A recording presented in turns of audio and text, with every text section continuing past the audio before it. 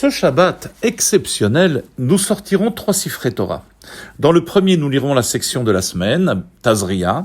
Dans le second, la lecture de Rosh Chodesh, que nous lisons à chaque début de mois. Et dans le troisième, la partie spécifique à ce Shabbat, c'est Shabbat à Chodesh qui précède Pessah, dont le contenu est, en bref, la mitzvah incombant la Cour suprême d'Israël de fixer et de proclamer la sanctification du début des mois, des Rosh Chodesh, et en particulier le premier mois de l'année biblique, Nissan, afin de procéder au sacrifice de l'agneau pascal qui a lieu le 14 du mois courant. Le premier jour du mois lunaire, appelé Néoménie ou en hébreu Rosh Chodesh, se répète 12 ou 13 fois dans l'année du calendrier juif. Mais la particularité cette année est que ce Shabbat sera à la fois Rosh Chodesh et Shabbat HaChodesh, qui rappelle ce commandement ordonné par Dieu à Moshe et Aaron, avant même la sortie d'Égypte, de faire connaître aux enfants d'Israël le début du mois, à quel moment et comment les fixer. Ce Shabbat mettra donc avec force en exergue une particularité, un enseignement de Rosh Chodesh en général et le Rosh Chodesh particulier du mois de Nissan. Quel est tout d'abord le sens du mois, du début du mois ? Bien, le Rosh Chodesh, ou la Néoménie, est le jour où la lune se renouvelle et se remplit à nouveau petit à petit. Et le peuple juif est comparé à la lune, car comme elle, le peuple juif se réduit à travers l'exil et ses souffrances, jusqu'à donner l'impression de disparaître. Mais le peuple juif renaît à nouveau grâce à sa résilience, comme la lune qui ne disparaît jamais totalement. Chaque renouvellement de la lune est considéré dans le judaïsme comme un jour de fête. Tout d'abord parce qu'on renaît, c'est un jour de joie, mais même la veille de ce jour est appelée Yom Kippour Katan. Certains ont l'habitude de jeûner comme à Yom Kippour et de réciter des slichot pour agréer notre pardon sur les fautes commises le mois écoulé, tout en prenant de bonnes décisions pour le mois à venir. Le jour de Rosh Chodesh, nous marquons l'aspect festif du moment dans nos prières en y ajoutant le Hallel, des louanges à Dieu, en augmentant la joie dans cette journée et en prenant des repas améliorés. Car Rosh Chodesh a un pouvoir extraordinaire, celui d'imprégner de la sainteté dans un jour ordinaire. Rosh Chodesh caractérise une force transcendante, au-dessus même de la nature, mais qui s'habille dans la nature, un peu comme le jour de Purim. Ce jour de fête est autorisé quand même de travailler.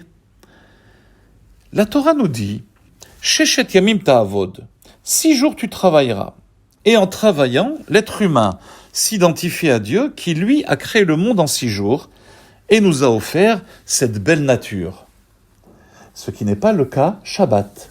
Shabbat est une journée chômée, car la Torah accorde à cette journée une importance transcendant la nature, une très haute élévation spirituelle, une journée où Dieu a arrêté de créer, une journée où Dieu élève le monde, la nature et les êtres.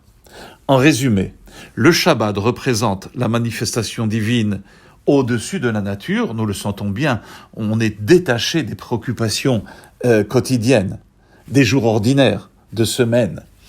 Et les jours de Chol de la semaine, ces jours-là représentent la manifestation divine qui intègre et s'habille dans la nature. Et Rosh Chodesh dans tout cela, eh bien Rosh Chodesh a un niveau si élevé qu'il est en mesure d'associer les deux manifestations divines, à la fois le surnaturel dans le naturel, le niveau du Shabbat dans le niveau du Chol. Mais ce Shabbat et sa particularité sera célébré un Rosh Chodesh tout à fait spécial. D'abord, car c'est un jour de Shabbat et non un jour profane comme la plupart des Rosh Chodesh. De plus, c'est le Rosh Chodesh du mois de Nissan. Ce n'est pas n'importe quel mois. Et ce mois est le premier mois déclaré de l'année biblique. Et me direz-vous, pourtant, on connaît un autre début d'année, c'est celui de Rosh Hashanah, qui est célébré en Tishri et non en Nissan. La réponse à cette question, c'est qu'effectivement, avant que la Torah n'eût été donnée, le monde fut alors le réceptacle de la manifestation divine uniquement dans l'ordre de la nature, mais après que la Torah fut donnée. Comme nos sages nous l'enseignent, Mishebachar HaKadosh Baruch Hu beYaakov uBanav, à Matan Torah, à partir du moment où Dieu a choisi Jacob et ses enfants en leur donnant la Torah, après le don de la Torah, Kavar Israël, Chodesh Nissan ve'Hageoula. Dieu a fixé le mois de Nissan comme étant le début de l'année biblique pour les miracles et la délivrance. La tête de l'année est passée de Tishri à Nissan, dès que la Torah a été donnée. Nissan, le mois des miracles, durant lequel il y a eu la sortie d'Égypte, et où toutes les limites et les barrières, les restrictions du monde sont tombées. Donc, le mois que nous apprêtons à vivre, à partir de ce Shabbat, est un mois où le miracle s'installe dans la nature. C'est le mois pour lequel nos sages ont enseigné qu'il est propice à la délivrance future.